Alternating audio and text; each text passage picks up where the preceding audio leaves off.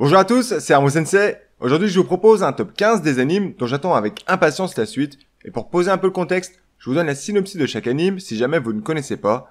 Ça peut peut-être vous donner envie de les commencer et si jamais vous êtes impatient de connaître la suite, mais que vous ne voulez pas attendre une potentielle suite, vous pouvez prendre le relais avec le manga. Il existe énormément d'animes dans ce cas de figure, mais je ferai d'autres vidéos sur le même thème quand j'aurai un peu plus de temps. Pour finir, j'ai fait en sorte de ne rien spoil pour ceux qui, encore une fois, souhaiteraient commencer un anime en particulier. N'ayez crainte.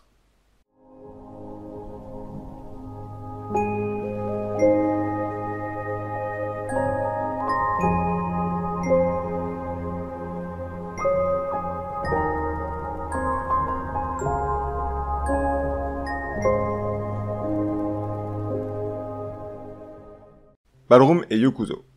Vous êtes peut-être passé à côté de ce chef-d'œuvre et c'est bien dommage, car Ballroom et Yokuzo est un incroyable anime de danse. On y trouve le jeune Tatara, un adolescent qui se trouve dans le brouillard au moment où il doit remplir sa feuille d'orientation pour savoir quoi faire plus tard.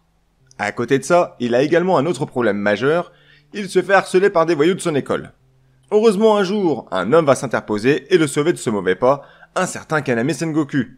Il est un danseur professionnel et pensant que Tatara est ici pour s'inscrire au club de danse, il l'amène de force à l'intérieur. Il y retrouve une connaissance du lycée, Shizuku, une nana sur laquelle il flash. En rentrant chez lui, il découvre qu'un DVD a été glissé dans son sac par la gérante Tamaki. Lorsqu'il visionne la vidéo, il est envoûté par les gestes et la technique de Kaname Sengoku. Mais au vu du prix des cours de danse, il ne dispose pas des moyens pour se payer ses cours. Il retourne alors au club de danse pour rendre le DVD, mais finalement, il prend son courage à deux mains et demande d'être entraîné pour faire de la danse de compétition.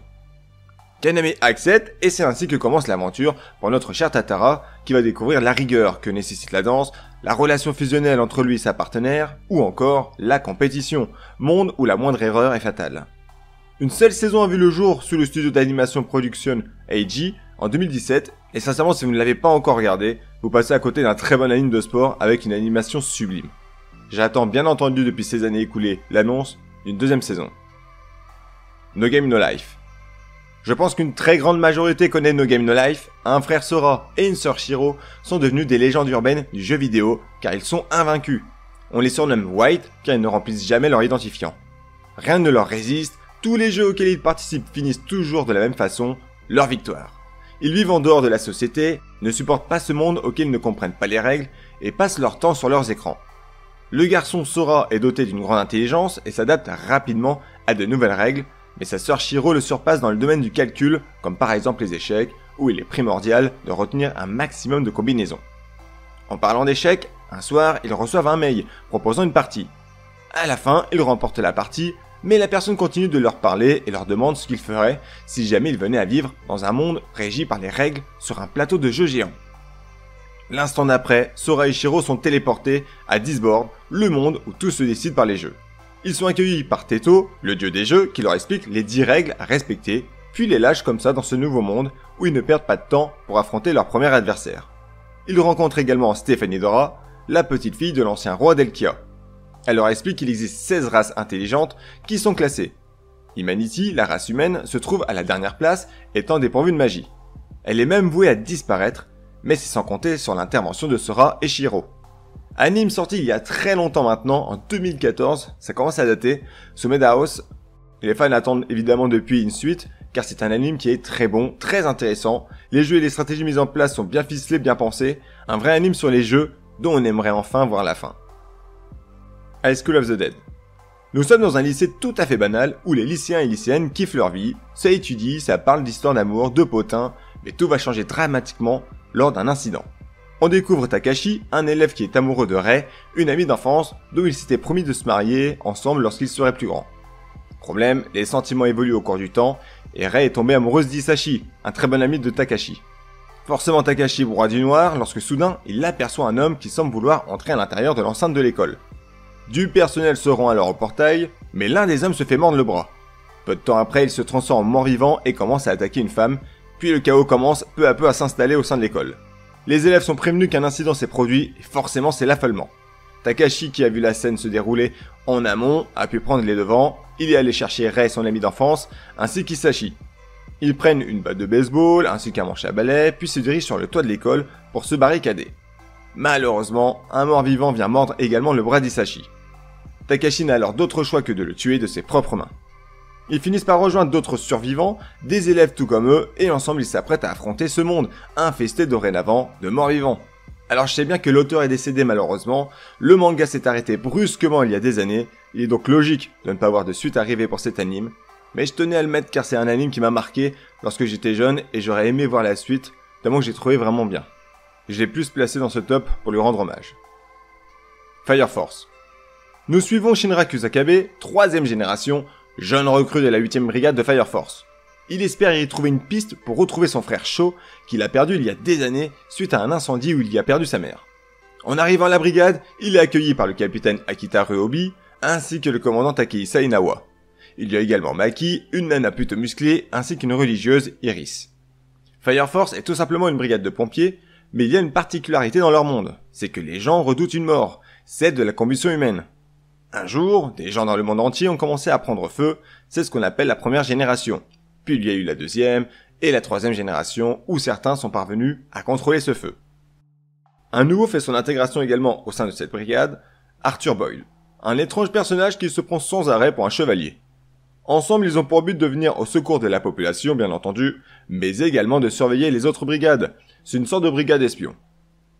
Lors de la saison 2, on a eu droit à l'affrontement souterrain impliquant la 2ème brigade et la 8ème brigade face aux hommes en blanc, après quoi Shinra apprend du docteur Giovanni que l'Adora Link permet de mettre en relation les détenteurs de l'Adora Burst ou les personnes ayant été en contact avec l'Adora. Shinra rend alors visite à la 7ème brigade à Asakusa pour questionner Konro. Il en profite pour s'entraîner avec Arthur face à Benimaru, qui tente de leur faire éveiller la force brute, pour qu'ils soient prêts à affronter les hommes en blanc les plus puissants. 2 saisons ont donc vu le jour sous le studio de David Productions, à qui on doit également Captain Tsubasa de 2018, ou encore la série des JoJo's. Un très bon shonen, dont on attend la suite depuis maintenant près de 4 ans quand même. Talentless. C'est l'histoire d'une école de prodiges, d'élèves dotés de super pouvoirs que l'on forme sur une île à l'écart de la société, afin de les entraîner pour faire d'eux des super-héros capables de neutraliser les ennemis de l'humanité. Un élève plutôt réservé, Nanao, se fait accoster par une fille aux cheveux roses nommée Nana. Elle peut lire dans les pensées des gens et se rend compte que Nanao ne se sent pas vraiment à sa place au sein de cette école. Elle essaie de lui redonner confiance, passe du temps ensemble, puis un soir innocent, elle le pousse dans le vide afin de le tuer. Elle ne dispose en réalité d'aucun pouvoir, elle ne peut absolument pas lire dans les pensées des gens, elle est dotée par contre d'une intelligence élevée, elle est très observatrice et surtout, elle a été envoyée pour se débarrasser des ennemis de l'humanité. Je parle bien entendu des détenteurs de pouvoir. Mais la mission ne sera pas si simple, surtout avec la venue d'un nouvel élève, Kyuya, qui possède le pouvoir d'immortalité. Mais ce n'est pas tout. Il est également un redoutable enquêteur et il compte bien élucider la mort du jeune Nanao. Le genre enquête avec des détenteurs de pouvoir, c'est un anime que j'ai adoré suivre et comme toute enquête non terminée, j'ai bien envie de connaître la fin de l'histoire ou au moins un peu plus que 12 épisodes. L'anime est sorti en 2020 et a été réalisé sous le studio Bridge. Pour tous les amoureux d'enquête à huis clos comme ça sur une île déserte, franchement je vous le recommande, les 12 épisodes se bouffent très vite. Tomodachi Game. Je vous présente Yuichi, un jeune lycéen qui souhaite récolter de l'argent pour partir en vacances scolaires avec ses potes. Pour cela, il n'hésite pas à faire quelques petits boulots par-ci par-là. En arrivant en cours, il remet l'argent à ses amis Makoto et Shio, responsables de l'argent pour le voyage scolaire. Mais un incident surgit. L'argent a disparu et personne ne se dénonce. Le lendemain, Makoto et Shio sont absents en cours. Alors, Yuichi et le reste de la bande décident d'aller les voir le lendemain pour voir ce qui ne va pas. Dans la soirée, Yuichi trouve une lettre devant sa porte, écrite par Shio qui lui demande de venir devant le lycée à 23h. En arrivant, il découvre que tous ses potes sont également présents. Ils ont reçu une lettre de sa part leur demandant de venir devant le lycée. Alors forcément, Yuichi ne comprend pas la situation et n'a pas vraiment le temps de cogiter puisque des individus les emmènent avec eux. Ayant pris un coup de taser, Yuichi finit dans les vapes et repense à ses parents lui donnant leurs meilleurs conseils. Son père lui dit que le plus important dans la vie, c'est l'argent, tandis que sa mère lui répond que c'est l'amitié qu'il faut protéger à tout prix. Et c'est marrant car c'est principalement ces deux notions qui vont être au centre de cet anime. En se réveillant, Yuichi se trouve dans une pièce blanche, accompagné donc de ses amis, quand soudain un individu déguisé en Manabu, un personnage de dessin animé, arrive, leur proposant de jouer à un jeu. Un individu parmi eux 5 les a inscrits à ce jeu pour rembourser une dette de 20 millions de yens. Le principe, jouer à différents jeux pour tenter de rembourser cette dette, tout en essayant de trouver le coupable de cette dette et du vol de l'argent prévu pour le voyage scolaire. Un anime que j'ai dévoré tellement j'adore le style Squid Game. Je vous le recommande si vous aimez le genre évidemment, et c'est pour ça que j'attends avec impatience la suite des aventures de Yuichi et sa bande. L'anime comprend 12 épisodes et il est sorti en 2022. High Rise Invasion. Une jeune lycéenne nommée Yuri se réveille subitement en haut d'un immeuble complètement seule. Son premier réflexe est d'appeler son frère Rika pour savoir ce qui se passe. Il lui explique qu'il ne s'agit pas d'un rêve, que ce monde est rempli d'immeubles reliés par des ponts entre eux et qu'il est impossible de descendre, toutes les sorties sont bouchées. De plus, au sein de ce monde résident des individus masqués. Ils sont dotés d'armes puissantes et sont redoutables au combat. La première étape pour Yuri est de retrouver son frère, mais elle se fait attaquer par un homme masqué qui lui balance son téléphone dans le vide. Yuri n'a alors plus aucun moyen de joindre son frère, mais elle ne compte pas se laisser faire pour autant. Elle réussit à trouver une arme ainsi que des provisions et se dirige vers son prochain immeuble où elle rencontre une autre femme sans masque, appelée Mayuko. Elle est bien plus cruelle qu'elle, mais elles finissent par faire équipe et ensemble espèrent mettre un terme à ce monde contrôlé par les individus qui fabriquent les masques, qui manipulent les individus qui les portent. High Rise comprend 12 épisodes sortis sur Netflix en 2021. Il n'est pas incroyable en soi, mais ça reste un bon divertissement pour les fans de survival game. Shadow House. Nous faisons la rencontre d'une poupée nommée Emidiko, à l'apparence humaine, dont le but est de faire le ménage à une membre de la famille Shadow, prénommée Kate. Elle est une poupée plutôt étourdie, mais dynamique et d'un tempérament à vouloir bien faire. La particularité de Kate, au sein de ce géant manoir, est qu'elle est une ombre et que les sentiments négatifs provoquent de la suie qui s'échappe de son corps, d'où la nécessité d'avoir une personne pour tout nettoyer. Emidiko, en plus de s'occuper à nettoyer la chambre de sa maîtresse, doit également participer à l'entretien des différentes parties du manoir. Elle fait alors la rencontre d'autres poupées qui travaillent également pour une ou un Shadow, et ensemble, ils tentent de résoudre le mystère qui règne au sein de ce manoir, la disparition de certaines poupées suite au rituel du passage à l'âge adulte.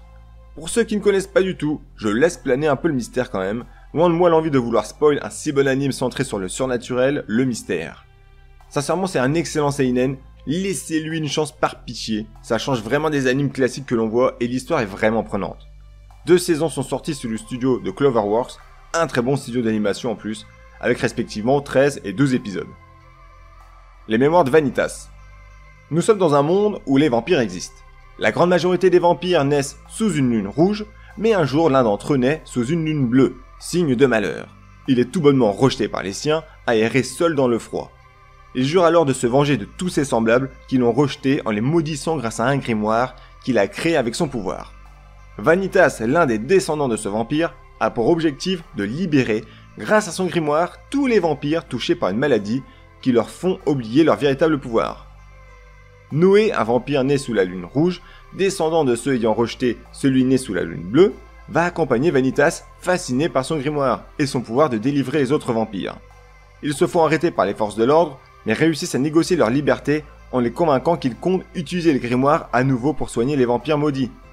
La deuxième partie se termine lorsque Vanitas se frotte à l'un de ses semblables appelé Michael.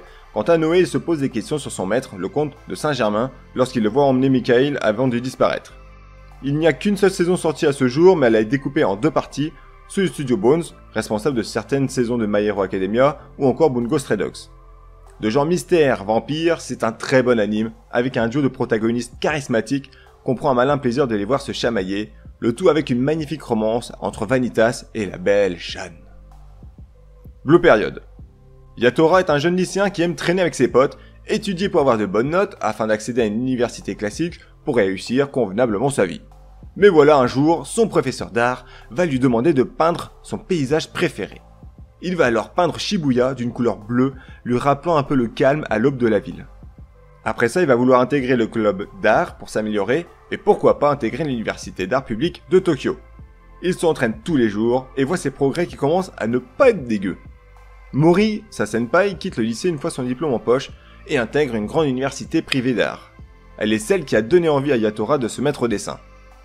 Il se fait peu à peu de nouveaux amis, notamment au cours de peinture à l'huile, Takahashi et Ashida.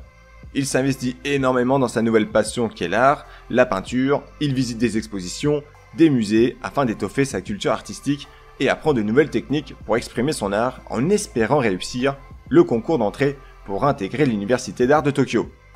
Une seule saison est sortie en 2021 avec un total de 12 épisodes sous le studio Seven Arcs, responsable récemment de l'anime Demon Slave. Excellent anime dans le domaine tranche de vie, art, Si comme vous ne possédez pas beaucoup de notions dans ce domaine, c'est une très bonne approche pour s'initier à l'art. Usama Ranking.